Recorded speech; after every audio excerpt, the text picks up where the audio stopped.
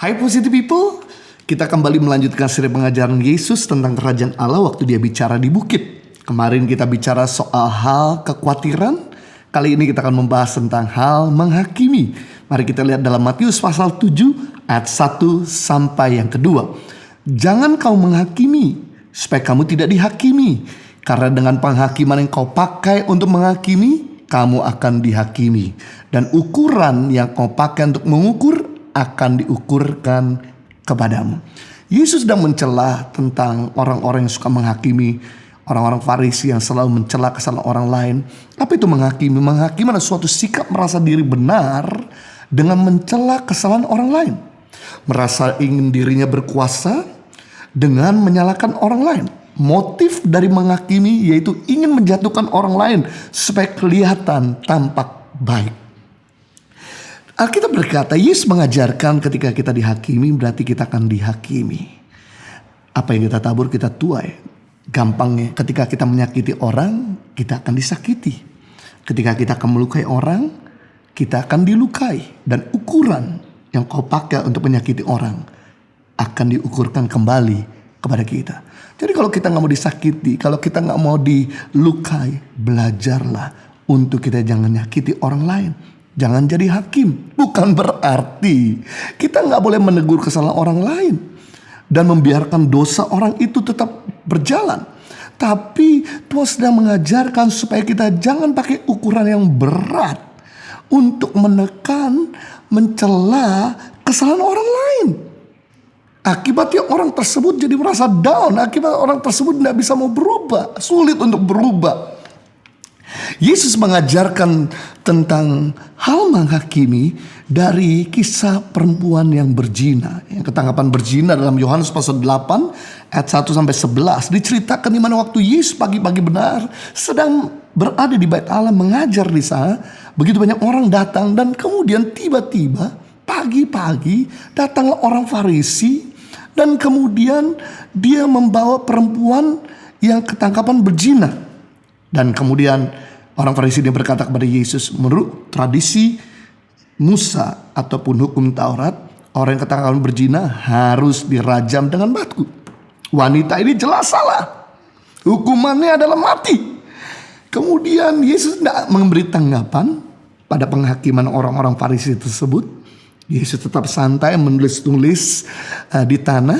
Dan kemudian orang ini terus memaksa untuk Yesus mengatakan sesuatu. Akhirnya Yesus berdiri dan berkata, kalau ada di antara kamu yang tidak pernah berbuat salah, baiklah kamu orang yang pertama merajam perempuan ini dengan batu.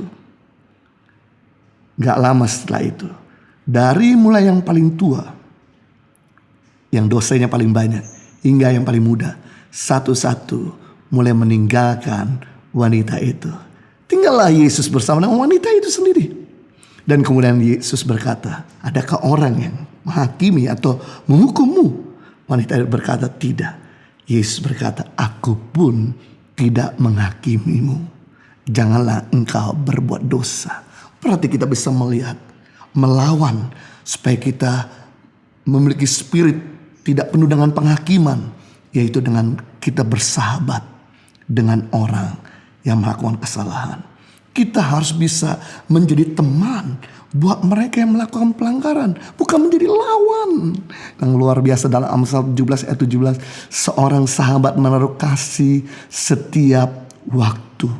Dan menjadi seorang saudara dalam kesukaran. Bukan menjadi seorang saudara dalam keadaan baik. Dalam keadaan kelimpahan. Bukan dalam keadaan nyaman. Tapi menjadi seorang saudara dalam keadaan kesukaran. Jadi firman Tuhan mengajarkan untuk kita bersuka cita dengan orang bersuka cita, berduka cita dengan orang berduka cita. Jadi kalau kita lihat kesalahan orang lain, jangan kita jadi Tuhan. Siapa kita? Yang kita perlukan jadilah sahabat, memberitahu baik-baik dengan ukuran yang tidak keras, menegur di waktu yang tepat, dengan kata-kata yang tepat, dengan hati yang tepat, dan di tempat yang tepat, pasti akan diterima dengan lapang hati. Sebab maksud baik, kalau disampaikan dengan cara yang tidak baik, tidak akan pernah diterima dengan lapang hati. Jadi yang kita perlakukan adalah, mari jadi sahabat, jadi teman.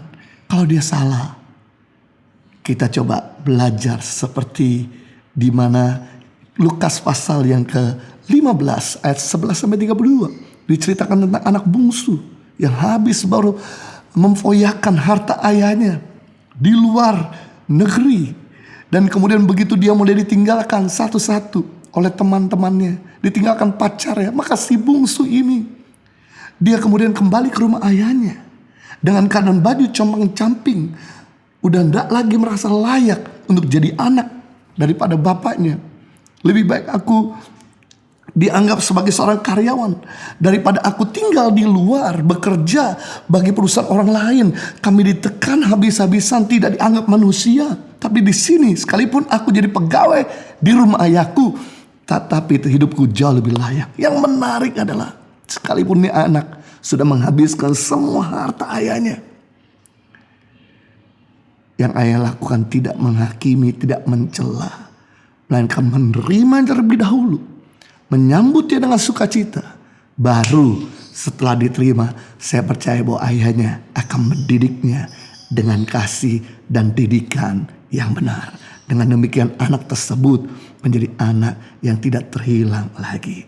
Jadi kalau kita mau menolong temanmu yang hidupnya sedang dalam keadaan jauh dari kebenaran yang kita perlakukan, jangan jadi hakim. Karena kita bukan Tuhan. Siapa kita? Orang sombong mendadak kehancuran. Jangan jadi Tuhan. Karena orang yang sombong tidak akan mendapatkan apa-apa. Orang sombong tidak naik awet. Tetaplah jadi sahabat dan bukan jadi lawan. Tuhan memberkati.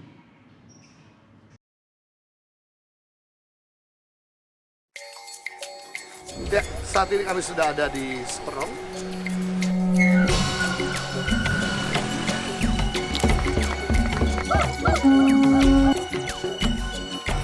Saksikan suka duka perjalanan Tangan Pengharapan dalam merintis dan mengembangkan pendidikan di seluruh Indonesia di program Journey Tangan Pengharapan setiap Jumat pukul 7 malam di YouTube channel Henny Kristianus.